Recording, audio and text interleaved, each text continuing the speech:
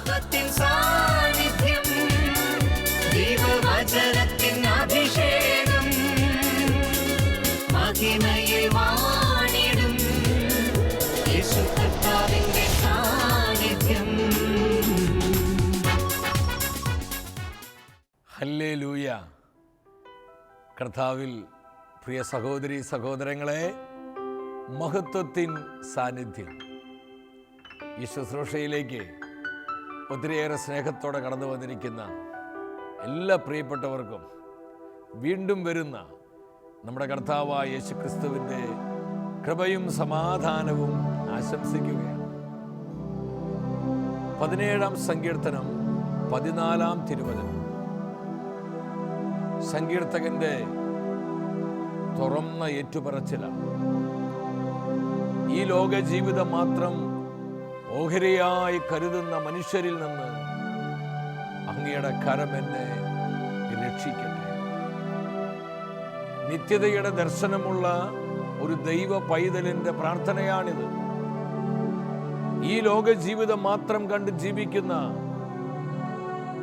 അനേകം ആയിരങ്ങളിൽ നിന്ന് കർത്താവേ, അങ്ങയുടെ കരം എന്നെ രക്ഷിക്കട്ടെ. ഇന്ന് ഒരുപാട് വ്യക്തികളുടെ ചിന്താഗതി ഈ ലോകം നൽകുന്ന എല്ലാ സുഖങ്ങളും സൗഭാഗ്യങ്ങളും അനുഭവിച്ച് ജീവിക്കും. ജീവിതം ഒന്നേയുള്ളൂ, അത് മാക്സിമം എൻജോയ് ചെയ്ത് ആസ്വദിച്ച് അടിച്ചു പൊളിച്ച് ലോകത്തിന്റെ സകല സുഖങ്ങളും അനുഭവിക്കും. എന്നാൽ കർത്താവിനെ കണ്ടുമുട്ടിയ ഒരു ദൈവ പൈതൽ, അവന്റെ പ്രാർത്ഥന എന്താണ്? കർത്താവേ, നിത്യതയുടെ ദർശനത്തിൽ എന്നെ വളർത്തണമേ, നിത്യജീവന്റെ പ്രത്യാശയിൽ എന്നെ അനുദിനം അവിടുന്ന് പരിപാലിക്കണമേ. ഇതാണ് സങ്കീർത്തകൻ പ്രാർത്ഥിച്ചത്. ഈ ലോക ജീവിതം ഓഹരിയായി കരുതുന്ന മനുഷ്യരിൽ നിന്ന് അങ്ങയുടെ കരം എന്നെ രക്ഷിക്കണം. ഈ വചനത്തിന്റെ കൃപ പൂർണ്ണമായി നമ്മുടെ ജീവിതത്തിലേക്ക് ഏറ്റെടുക്കാം. നമുക്കൊരുമിച്ച് നമ്മുടെ ഏറ്റവും വലിയ പ്രത്യാശയാണ് കർത്താവിനോടൊപ്പം നിത്യമായ മഹത്വത്തിൽ വസിക്കുക എന്നുള്ളത്. നമ്മളെല്ലാം ഈ ലോകം വിട്ട് നിത്യതയിലേക്ക് പോകേണ്ടവരാണ്. ഈ നവംബർ മാസം പ്രത്യേകമായി ശുദ്ധീകരണ ആത്മാക്കളെ ഓർക്കുവാൻ സഭ നിയോഗിച്ചു തന്ന മാസമാണ്. നമുക്കേറെ പ്രാർത്ഥനയോടെ ഈ വരികൾ പാടി നമുക്ക് കർത്താവിനെ മഹത്വപ്പെടുത്താം.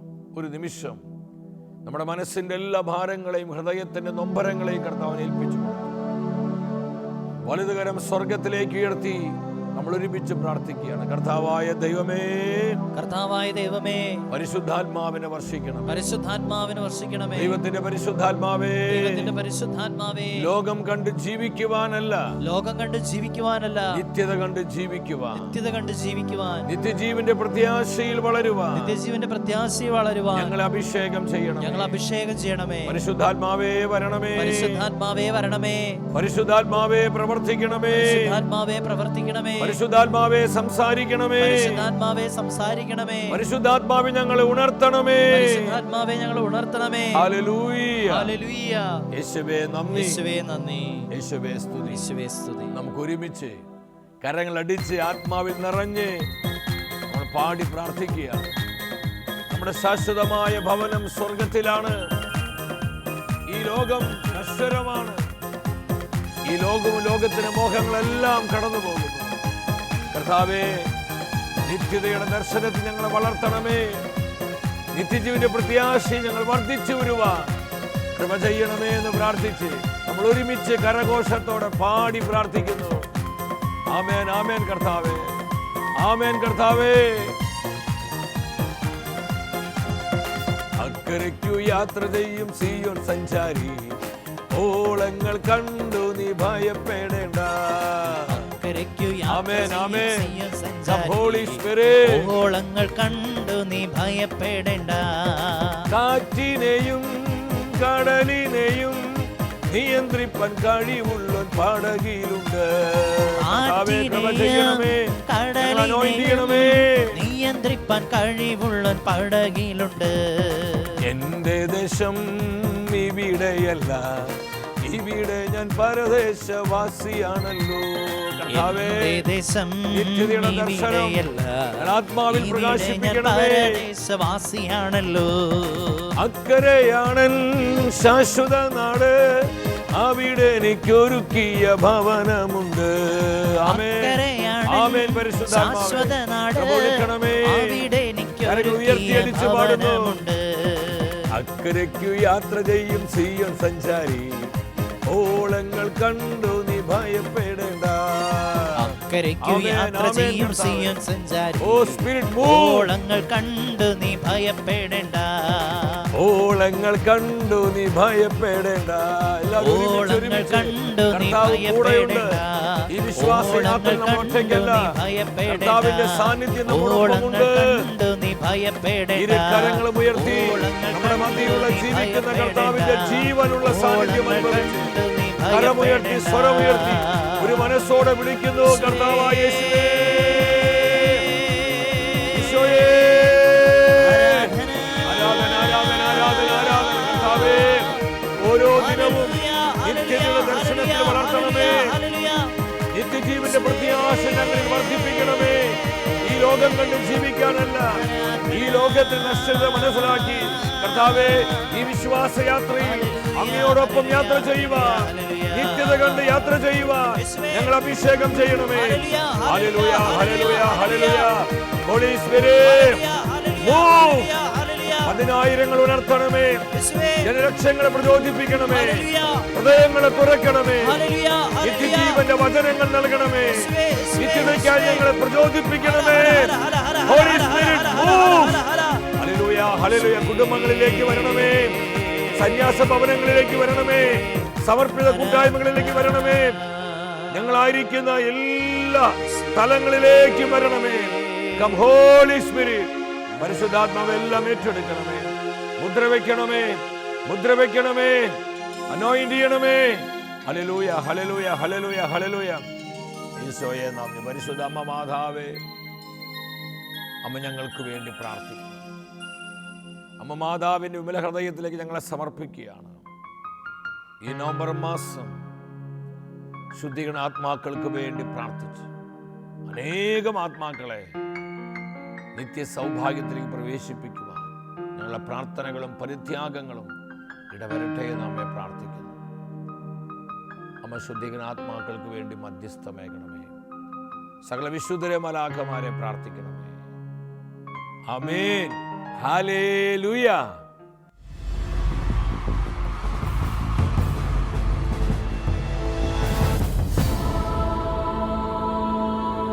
നിൻ വചനം ധ്യാനിക്കുമ്പോൾ പ്രിയ ദൈവമക്കളെ, നമ്മുടെ ജീവിതങ്ങളെ പ്രാർത്ഥനയിൽ ഉണർത്തുന്ന കർത്താവിൻ്റെ വചനത്തിൻ്റെ മുൻപിൽ പ്രത്യാശയുള്ളവരാകാം. നവംബർ മാസം പ്രത്യേകമായി ഇന്ന് 2-ാം തീയതിയാണ്. മരിച്ചുപോയി നമ്മുടെ പ്രിയപ്പെട്ടവരെ ഓർത്ത് പ്രാർത്ഥിക്കുവാൻ തിരുസഭ പ്രത്യേകമായി നിശ്ചയിച്ച ദിവസം. ശുദ്ധീകരണ ആത്മാക്കൾ, പ്രാർത്ഥിക്കാൻ ആരോരുമില്ലാതെ വേദനിക്കുന്ന അനേകം അനാഥാത്മാക്കൾ, നമ്മുടെ കുടുംബങ്ങളിൽ നിന്ന് കർത്താവിൻ്റെ സന്നിധിയിലേക്ക് പോരിക്കുന്ന നമ്മുടെ പ്രിയപ്പെട്ടവരുടെ ആത്മാക്കൾ, ഇന്ന് ലോകം വിട്ട് നിത്യതയിലേക്ക് യാത്ര ചെയ്ത അനേകം ആത്മാക്കൾ, ഇവർക്കെല്ലാം പ്രാർത്ഥിക്കുവാൻ നമുക്ക് വലിയ ഉത്തരവാദിത്തമുണ്ട്. ഈ നവംബർ മാസം മുഴുവൻ നമ്മൾ ഈയൊരു നിയോഗത്തിനു വേണ്ടി പ്രാർത്ഥിക്കുമ്പോൾ, ഒന്ന്, നമ്മുടെ ആത്മാവിൻ്റെ കടങ്ങൾക്ക് പൊറുതി ലഭിക്കുന്നു. 2, അനേകം ശുദ്ധീകരണ ആത്മാക്കൾ നിത്യ സൗഭാഗ്യത്തിലേക്ക് പ്രവേശിപ്പിക്കപ്പെടുന്നു. കർത്താവിൻ്റെ പാപപരിഹാര ബലിയോട് ചേർത്ത് നമ്മുടെ പ്രാർത്ഥനകളും പരിത്യാഗങ്ങളും, നമ്മുടെ അനുദിന ജീവിതത്തിലെ കൊച്ചു കൊച്ചു സഹനങ്ങളും നൊമ്പരങ്ങളെല്ലാം നമ്മൾ സ്നേഹത്തോടെ കാഴ്ചവെക്കുമ്പോൾ ഇതെല്ലാം വലിയ കൃപയായി അനേകം ആത്മാക്കൾക്ക് കർത്താവ് മാറ്റുകയാണ്. നവംബർ മാസത്തിൽ തിരുസഭ നിശ്ചയിച്ചിരിക്കുന്ന ഈ പ്രാർത്ഥനയുടെ പ്രാധാന്യം മനസ്സിലാക്കി നമ്മൾ ധാരാളം വില കൊടുത്ത് പരിത്യാഗമെടുത്ത് ശുദ്ധീകരണ ആത്മാക്കൾക്ക് വേണ്ടി പ്രാർത്ഥിക്കണം. നമ്മുടെ കുടുംബങ്ങളിലേക്ക് ദൈവകൃപ കടന്നു വരുവാൻ, നമ്മുടെ തലമുറകൾ കർത്താവിനാൽ അഭിഷേചിതമാകുവാൻ, നമ്മുടെ കുടുംബങ്ങളിലുള്ള കലഹങ്ങൾ, അസ്വസ്ഥതകൾ, നിരന്തരമായിട്ടുള്ള തകർച്ചകൾ, പരാജയങ്ങൾ, വിട്ടുമാറാത്ത രോഗപീഠകൾ, പല വിധത്തിലുള്ള തിന്മയുടെ സ്വാധീനങ്ങൾ, ഇതെല്ലാം കർത്താവിൻ്റെ മഹാകരുണയാൽ മാറ്റപ്പെട്ട് നമ്മുടെ കുടുംബം വിശുദ്ധീകരിക്കപ്പെടുവാൻ ശുദ്ധീകരണ ആത്മാക്കൾക്ക് വേണ്ടിയുള്ള പ്രാർത്ഥന വളരെ അനുഗ്രഹദായകമാണ്. അത് പാഴായി പോകാൻ ഒരിക്കലും കർത്താവ് അനുവദിക്കുകയില്ല. ഈ പ്രാർത്ഥനയുടെ പ്രാധാന്യം മനസ്സിലാക്കി നമ്മുടെ കുടുംബ പ്രാർത്ഥനയിലും അനുദിന വിശുദ്ധ കുർബാനയിലും നമ്മുടെ മറ്റു പല പ്രാർത്ഥനകളിലെല്ലാം ശുദ്ധീകരണ ആത്മാക്കളെ കൂടെ കൂടെ ഓർത്തുകൊണ്ട് നമ്മൾ അവർക്ക് വേണ്ടി പ്രാർത്ഥിക്കണം. പൂർണ്ണ ദണ്ഡവിമോചനവും ഭാഗിക ദണ്ഡവിമോചനമൊക്കെ തിരുസഭ പ്രത്യേകമായി നൽകുന്ന ദിനങ്ങളാണിത്. നമ്മൾ പിന്നീട് അതിനെക്കുറിച്ച് അടുത്ത ആഴ്ചയിൽ ധ്യാനിക്കും. ഇന്ന് വചന ശുശ്രൂഷയിലൂടെ പരിശുദ്ധാത്മ നമ്മളെ പഠിപ്പിക്കുന്നത് നിത്യത യാഥാർത്ഥ്യമാണ്. നിത്യത കെട്ടുകഥയല്ല, യാഥാർത്ഥ്യമാണ്. എൻ്റെ സഹോദരി സഹോദരങ്ങളെ, നമ്മളെല്ലാവരും തന്നെ ഈ ലോകം വിട്ടൊരു ദിവസം നിത്യതയിലേക്ക് യാത്ര ചെയ്യേണ്ടവരാണ്. മരണം ഒരു കവാടം മാത്രമാണ്. ഈ ലോകത്തിൽ നമ്മൾ ശാരീരികമായി മരിക്കുമ്പോൾ ഞാനും നിങ്ങളും നിത്യതയിൽ ജനിക്കുകയാണ്. ഒരു ദൈവ പൈതലിൻ്റെ, ഒരു യഥാർത്ഥ വിശ്വാസിയുടെ ഏറ്റവും വലിയ പ്രത്യാശ എന്ന് പറയുന്നത് ഇറ്റേണൽ ലൈഫ്, നിത്യജീവനാണ്. നമ്മൾ ഈ ലോകത്തിൽ തീർന്നു പോകാൻ വിളിക്കപ്പെട്ടവരല്ല. ഈ ലോക ജീവിതത്തിനപ്പുറം നിത്യമായൊരു ജീവിതം നമുക്കുണ്ട്. കർത്താവിനോട് കൂടെ നിത്യമായ മഹത്വത്തിൽ അവിടത്തോടു കൂടെ ആനന്ദിച്ചു കൊണ്ടുള്ളൊരു ജീവിതം. അതിന് സഭ പറയുന്ന പേര്, ദൈവത്തിന് വചനം വിളിക്കുന്ന പേര് സ്വർഗത്തിലുള്ള ജീവിതമാണ്. കർത്താവിനെ സ്നേഹിക്കുന്നവർക്ക് അവിടുന്ന് നൽകുന്ന വലിയ സമ്മാനമാണ് സ്വർഗം. ഈ സ്വർഗ സൗഭാഗ്യം നമുക്ക് ലഭിക്കണമെങ്കിൽ ഞാനും നിങ്ങളും ഈ ലോകത്തിൽ ജീവിക്കുമ്പോൾ നിത്യജീവൻ്റെ ജീവിതം നയിക്കണമെന്ന് കർത്താവ് ആവശ്യപ്പെടുകയാണ്. നമ്മളിവിടെ എങ്ങനെയെങ്കിലുമൊക്കെ ജീവിച്ച്, നമുക്കിഷ്ടപ്പെട്ടതുപോലെയൊക്കെ ജീവിച്ച്, ഈ ലോകം പറയുന്നത് പോലെയെല്ലാം ജീവിച്ച്, ഈ ലോകത്തിന് സുഖങ്ങളും ആസക്തികളും മോഹങ്ങളിലും പെട്ട് നമ്മൾ ജീവിതം മാക്സിമം സുഖലോലുപതയ്ക്ക് വേണ്ടി, നശ്വരമായ ഭോഗേച്ഛകൾക്ക് വേണ്ടി ആസ്വദിച്ച് നമ്മൾ ജീവിക്കുമ്പോൾ ഒരു സത്യം നമ്മൾ മറക്കരുത്: നമ്മുടെ നിത്യത വലിയ നഷ്ടത്തിലാവുകയാണ്.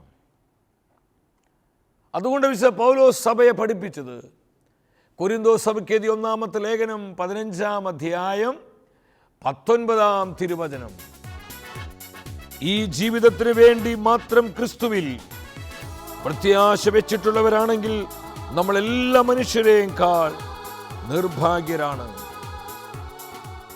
എൻ്റെ സഹോദരി സഹോദരങ്ങളെ, ഈ വചനത്തിലൂടെ കർത്താവിൻ്റെ ആത്മാവ് നമുക്ക് തരുന്ന ആലോചന എന്താണ്? നമ്മൾ അനേക പ്രാവശ്യം വായിച്ച് ധ്യാനിച്ചിട്ടുള്ള തിരുവചനമാണിത്.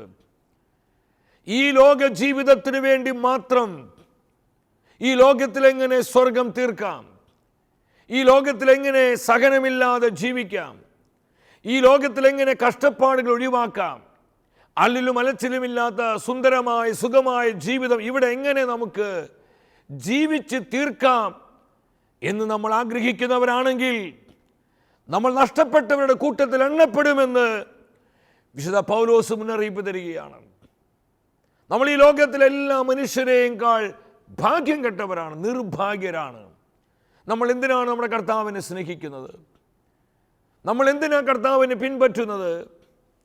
നമ്മൾ എന്തിനാണ് നമ്മുടെ കർത്താവിനോട് പ്രാർത്ഥിക്കുന്നത്?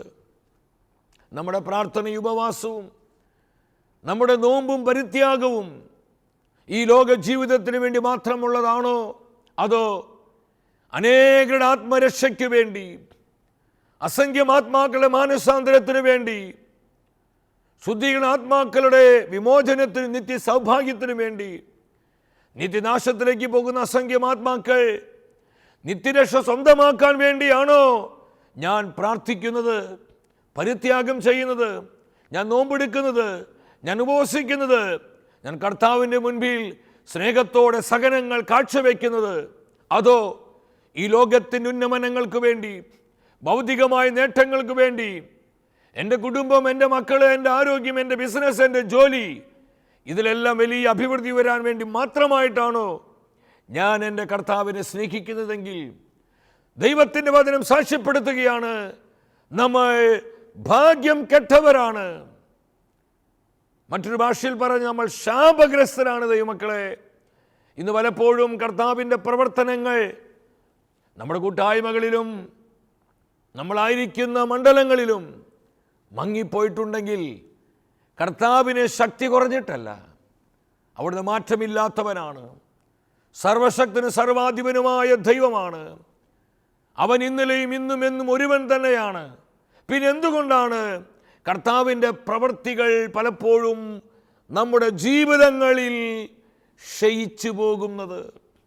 അതിൻ്റെ കാരണം നമ്മൾ ഭൗതികമായ നേട്ടങ്ങൾക്ക് വേണ്ടി, ഭൗതികമായ നന്മകൾക്ക് വേണ്ടി മാത്രം നമ്മൾ കർത്താവിനെ ആരാധിക്കുന്നു, നമ്മൾ പ്രാർത്ഥിക്കുന്നു, നമ്മൾ നോമ്പെടുക്കുന്നു, നമ്മൾ ഉപവസിക്കുന്നു, നമ്മൾ മറ്റ് പരിത്യാഗങ്ങൾ ചെയ്യുന്നു. അത് കുറച്ചൊക്കെ നല്ലതാണ്. എന്നാൽ പ്രിയപ്പെട്ടവരെ, നമ്മുടെ അത്യധികമായ ലക്ഷ്യമെന്ന് പറയുന്നത് നിത്യജീവനാണ്. എൻ്റെ ആത്മരക്ഷയ്ക്ക് വേണ്ടി, എൻ്റെ ആത്മാവ് നഷ്ടപ്പെട്ടു പോകാതെ, എൻ്റെ കുഞ്ഞുങ്ങൾ നശിച്ചു പോകാതെ, എൻ്റെ കുടുംബം നഷ്ടപ്പെട്ടു പോകുന്ന കുടുംബമായി മാറാതെ, നശിക്കുന്ന അസംഖ്യം ആത്മാക്കൾക്ക് വേണ്ടി നമ്മൾ പ്രാർത്ഥിക്കുകയും പരിത്യാഗം ചെയ്യുമ്പോൾ അത് സ്വർഗത്തിന് വലിയ ആനന്ദമാണ്. അത് കർത്താവിൻ്റെ ഹൃദയത്തിന് ഒത്തിരിയേറെ ആശ്വാസമാണ്. അതുകൊണ്ട് യേശു പറഞ്ഞത്, യോഹന്നാൻ്റെ സുവിശേഷം 6:27 നമ്മുടെ കർത്താവ് പറഞ്ഞില്ലേ, നിങ്ങൾ നശ്വരമായ അപ്പത്തിന് വേണ്ടി മാത്രം അധ്വാനിക്കാതെ മനുഷ്യപുത്രൻ തരുന്ന അനശ്വരമായ നിത്യജീവൻ്റെ അപ്പത്തിന് വേണ്ടി അധ്വാനിക്കുക. നമ്മൾ നിത്യതയ്ക്ക് വേണ്ടി ഈ ലോകത്തിൽ അധ്വാനിക്കണം ദൈവമക്കളെ. ഈ ലോകത്തിൽ നമ്മുടെ ഭൗതികമായ ആവശ്യങ്ങൾ നടക്കുവാൻ നമ്മൾ അധ്വാനിക്കണം. എന്നാൽ നമ്മുടെ അധ്വാനം അതിനുവേണ്ടി മാത്രമായി പോകരുതേ. കർത്താവിന് നമ്മളെ വിളിക്കുമ്പോൾ നമ്മുടെ നിത്യത എവിടെയായിരിക്കും? നമ്മുടെ ആത്മാവിൻ്റെ അവസ്ഥ എന്തായിരിക്കും? ഈ ലോകത്തിൽ നമ്മൾ കണ്ടുമുട്ടിയവരും നമ്മൾ സ്നേഹിച്ചവരും നമ്മുടെ കൂടെ നിന്നവരൊന്നും അന്ന് നമ്മോടൊപ്പം ഉണ്ടാവുകയില്ല. നിത്യതയിൽ ഞാൻ ഒറ്റയ്ക്കാണ്. നിത്യതയുടെ യാഥാർത്ഥ്യം നമ്മൾ തിരിച്ചറിയണം. ഹെബ്രായ പുസ്തകം 9:22 മനോഹരമായ വചനമാണ്. മരണം, അതിനുശേഷം വിധി. കർത്താവ് ഒരു മനുഷ്യനെ നിയമിച്ചാക്കിയിരിക്കുന്ന 2 പ്രധാനപ്പെട്ട കാര്യങ്ങളാണ്. മരണം, ഒരു കോടതിക്കും അത് മാറ്റാൻ പറ്റത്തില്ല, ഒരു ഗവൺമെൻറ്റിനും അത് ഇല്ലാതാക്കാൻ പറ്റത്തില്ല. 2, മരണത്തിന് ശേഷമുള്ള വിധി. ഇത് നിശ്ചയമായും സംഭവിക്കുന്ന കാര്യമാണ്. നമ്മൾ വിശ്വസിച്ചാലും വിശ്വസിച്ചില്ലെങ്കിലും ഇതൊരു യാഥാർത്ഥ്യമാണെന്നുള്ള ബോധ്യം എൻ്റെ പ്രിയപ്പെട്ടവരെ നമ്മുടെ അകത്ത് പ്രകാശിക്കണം. ഈ പ്രകാശമാണ് ഈ ലോകത്തിൽ നിത്യജീവൻ്റെ ജീവിതം നയിക്കുവാൻ നമ്മെ പ്രാപ്തരാക്കി മാറ്റുന്നത്. ലൂക്കായുടെ സുവിശേഷം 16-19 മുതൽ 31 വചനങ്ങൾ നമ്മൾ വായിക്കുമ്പോൾ നമ്മുടെ കർത്താവ് പറഞ്ഞു, ധനവാൻ ലാസറിന്റെ ഉപമ. ഈ ഉപമയിലൂടെ നിത്യത ഒരു യാഥാർത്ഥ്യമാണെന്ന് യേശു സ്ഥാപിക്കുകയാണ്. സ്വർഗം ഒരു നിത്യസത്യമാണ്, നരകം ഒരു കെട്ടുകഥയല്ല, അത് യാഥാർത്ഥ്യമാണ്. ഈശോ പഠിപ്പിക്കുകയാണ്, ഈശോ അത് സ്ഥിരീകരിക്കുകയാണ്. നമ്മുടെ കർത്താവിൻ്റെ പ്രബോധനങ്ങളിൽ, അപ്പോസ്തലന്മാരുടെ പ്രബോധനങ്ങളിൽ, സഭയുടെ വിശുദ്ധാത്മാക്കളുടെ സാക്ഷ്യങ്ങളിൽ, മാർപ്പാപ്പന്മാരുടെ ശ്ലൈഹികമായ ഉപദേശങ്ങളിൽ, സഭയുടെ പ്രബോധനങ്ങളിൽ, വിശ്വാസത്യങ്ങളിലൊക്കെ ഈ ആത്മീയമായ മർമ്മം എത്ര കൃത്യതയോടെയാണ് നമുക്ക് നൽകപ്പെട്ടിരിക്കുന്നത്. സ്വർഗം കെട്ടുകഥയല്ല ദൈവമക്കളെ, സ്വർഗം നിത്യസത്യമാണ്. നരകം കെട്ടുകഥയല്ല, നിത്യസത്യമാണ്. നമ്മുടെ കർത്താവ് പഠിപ്പിച്ചില്ലേ? നമ്മുടെ കർത്താവ് പറഞ്ഞില്ലേ?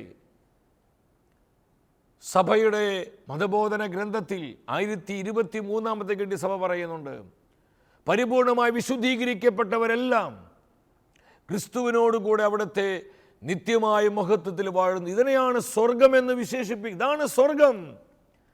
കർത്താവിനോട് കൂടെ അവിടുത്തെ നിത്യമഹത്വത്തിൽ നമ്മളായിരിക്കുന്ന ആനന്ദമേറിയ അനുഭവം, അത് നിത്യ സൗഭാഗ്യത്തിൻ്റെ ജീവിതമാണ്. അപ്പോൾ സ്വർഗം ഒരു കെട്ട്. എത്ര വിശുദ്ധാത്മാക്കളുടെ സാക്ഷ്യങ്ങൾ നമുക്ക് കാണാൻ പറ്റും. എത്ര വിശുദ്ധാത്മാക്കൾക്ക് കർത്താവ് സ്വർഗം കാണിച്ചു കൊടുത്തിരിക്കുന്നു. സുവിശേഷങ്ങൾ നമ്മൾ പരിശോധിക്കുമ്പോൾ എത്രയോ പ്രാവശ്യം കർത്താവ് സ്വർഗത്തെക്കുറിച്ച് പറഞ്ഞിരിക്കുന്നു. ലൂക്കായുടെ സുവിശേഷം 3:22 സ്വർഗം തുറക്കപ്പെട്ടു, പരിശുദ്ധാത്മ പ്രാവിൻ രൂപത്തിൽ ഇറങ്ങി വന്നു. സ്വർഗത്തിൽ ഒരു സ്വരമുണ്ടായി, ഇവൻ എൻ്റെ പ്രിയപുത്രൻ, ഇവനിൽ പ്രസാദ്. സ്വർഗം സ്വർഗം സ്വർഗം സ്വർഗം സ്വർഗം സ്വർഗം എന്ന് ആവർത്തിച്ച് കർത്താവിൻ്റെ വചനം പ്രഖ്യാപിക്കുകയാണ്. വീണ്ടും അപ്പോസ്തലപ്രവർത്തനം 1:11 കാണാൻ പറ്റും. ശിഷ്യന്മാർ നോക്കി നിൽക്കെ യേശു സ്വർഗത്തിലേക്ക് സംവഹിക്കപ്പെടുകയും ഉന്നതങ്ങളിലേക്ക് സംവഹിക്കപ്പെട്ടു. എത്രയോ വിശുദ്ധ വചനങ്ങൾ സ്വർഗത്തെ സ്ഥിരീകരിക്കുന്നതായി വേദപുസ്തകത്തിലുണ്ട്. എൻ്റെ സഹോദരി സഹോദരങ്ങളെ, നിത്യത സ്വർഗം ഒരു യാഥാർത്ഥ്യമാണ്. നരകം കെട്ടുകഥയാണോ? നരകത്തെ നമ്മൾ ഭയപ്പെടേണ്ട ആവശ്യമൊന്നുമില്ല. കാരണം നമ്മളാരും നരകത്തിൽ പോകാൻ നമ്മുടെ കർത്താവ് ആഗ്രഹിക്കുന്നില്ല. ആരും നശിച്ചു പോകാതെ സകല മനുഷ്യരും നിത്യരക്ഷ സ്വന്തമാക്കണമെന്നാണ് കർത്താവ് ആഗ്രഹിക്കുന്നത്. നമുക്ക് വേണ്ടിയെല്ലാം നരകം സൃഷ്ടിക്കപ്പെട്ടിരിക്കുന്നത്. എന്നാൽ ഞാനും നീയുമാണ് നമ്മുടെ ജീവിതത്തിൻ്റെ ഭാഗധേയം നിർണയിക്കുന്നത്. എനിക്ക് നരകം മതി, എനിക്ക് യേശുവിൻ്റെ നിത്യരക്ഷ വേണ്ട, എനിക്ക് നിത്യജീവൻ വേണ്ട എന്ന് പറഞ്ഞ് ബോധപൂർവ്വം ഞാൻ അതിനെ തള്ളിക്കളഞ്ഞാൽ കർത്താവിന് ഒന്നും ചെയ്യാൻ സാധിക്കത്തില്ല. അവിടുന്ന് സർവശക്തനാണെങ്കിലും കർത്താവ് തോറ്റുപോകുന്ന ഏക കാര്യം ഇതാണ്. അതാണ് സഭാപിതാവ് അഗസ്തീനോസ് പറയുന്നത്, നിന്റെ സമ്മതം കൂടാതെ നിന്നെ സൃഷ്ടിച്ച നിന്റെ ദൈവത്തിന് നിന്റെ സമ്മതം കൂടാതെ നിന്നെ രക്ഷിക്കാൻ സാധ്യമല്ല. എൻ്റെ സഹോദരി സഹോദരങ്ങളെ, നമ്മളാണ് നമ്മുടെ ജീവിതത്തിൻ്റെ ഭാഗധേയം സ്വർഗത്തിൽ പോകണോ നരകത്തിൽ പോകണോ എന്ന്. കർത്താവ് ആഗ്രഹിക്കുന്നത് നമ്മളെപ്പോഴും അവിടുത്തോടൊപ്പമായിരിക്കുക എന്നുള്ളതാണ്.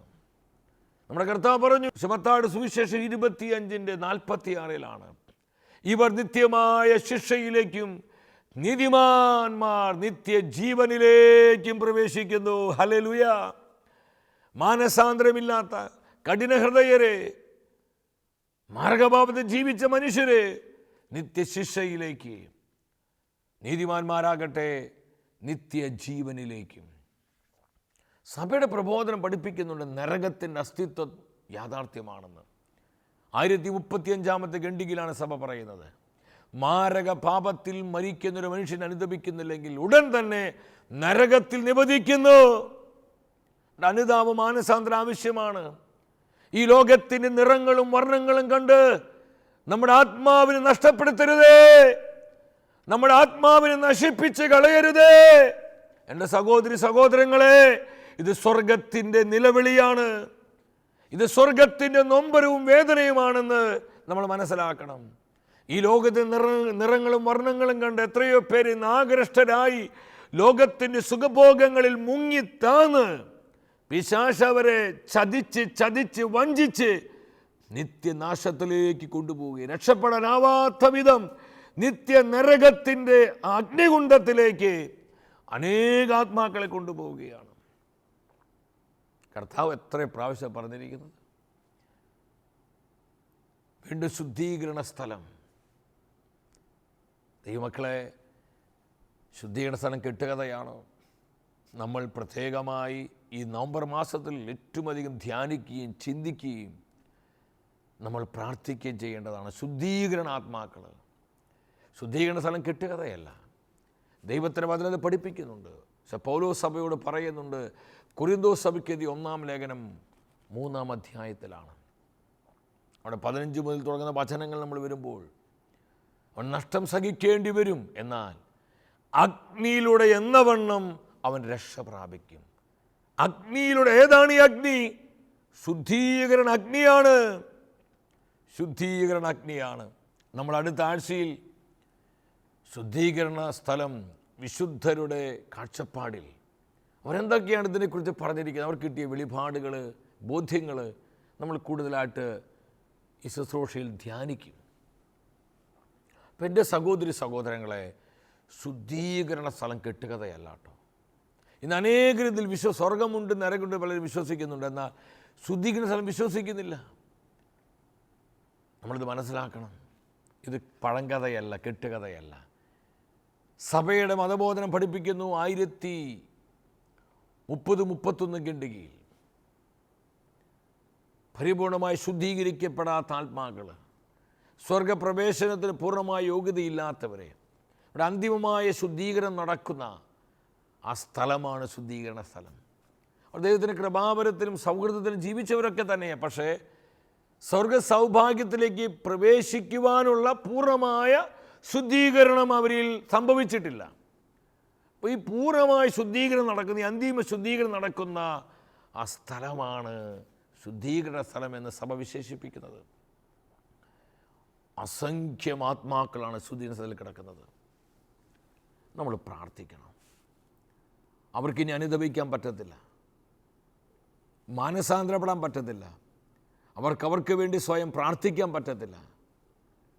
എൻ്റെ സഹോദരി സഹോദരങ്ങളെ, നമ്മുടെ പ്രാർത്ഥനകൾക്കും നമ്മുടെ പരിത്യാഗ പ്രവർത്തികൾക്കും നമ്മുടെ പ്രാശ്ചിത്ത പ്രവർത്തികൾക്കും നമ്മൾ അർപ്പിക്കുന്ന ഓരോ വിശുദ്ധ കുർബാനയ്ക്കും നമ്മൾ ചൊല്ലുന്ന ജപമാല പ്രാർത്ഥനകൾക്ക്, ദൈവകരുണയുടെ ജപമാല പ്രാർത്ഥനകൾ, കുരിശിൻ്റെ വഴി പ്രാർത്ഥനകൾ, നമ്മൾ ചെയ്യുന്ന സൽപ്രവർത്തികൾ, ത്യാഗപ്രവർത്തികൾ, പുണ്യപ്രവർത്തികൾ, നമ്മൾ സ്നേഹത്തോടെ കാഴ്ചവെക്കുന്ന കൊച്ചു കൊച്ചു സഹനങ്ങൾ, ഇതൊക്കെയാണ് അവർക്ക് നിത്യ സൗഭാഗ്യത്തിലേക്ക് പ്രവേശിക്കുവാൻ കർത്താവ് നൽകുന്ന നന്മകളായിട്ട് മാറുന്നത്.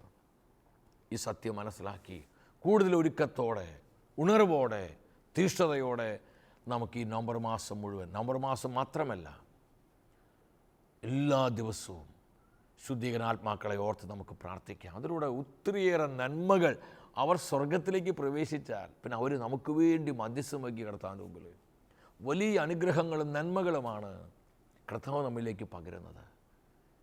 നമുക്കതിനായി ഒരുങ്ങാം, പ്രാർത്ഥിക്കാം. അനേകരോട് ഈ മെസ്സേജ് പറയുക. അടുത്ത ആഴ്ചയിൽ മഹത്വത്തിൻ സാന്നിധ്യം നമ്മുടെ ശാലോം ടെലിവിഷനിലൂടെ നമ്മൾ ഈ ശുശ്രൂഷയിൽ പങ്കെടുക്കുമ്പോൾ നമ്മളതിനെക്കുറിച്ച് കൂടുതൽ പഠിക്കുകയാണ്. നിങ്ങൾ അനേകരോട് ഈ ശുശ്രൂഷയെക്കുറിച്ച് പറയണം. നമുക്കൊരുമിച്ച് പ്രാർത്ഥിക്കാം. വ്യക്തിപരമായ നിയോഗങ്ങളെയും നമ്മുടെ കുടുംബത്തിൻ്റെ സകല ആവശ്യങ്ങളെയും നമ്മെ ഓരോരുത്തരെയും നമ്മുടെ കർത്താവ് സമൃദ്ധമായി അനുഗ്രഹിക്കട്ടെ. മഹത്വമേ മഹത്വമേ മഹത്വത്തിൻ രാജാവേ, മഹത്വത്തിൻ സാന്നിധ്യം. മഹത്വമേ മഹത്വമേ മഹത്വത്തിൻ കർത്താവേ, മഹത്വത്തിൻ സാന്നിധ്യം. മഹത്വമേ മഹത്വമേ മഹത്വത്തിൻ രാജാവേ, മഹത്വത്തിൻ സാന്നിധ്യം.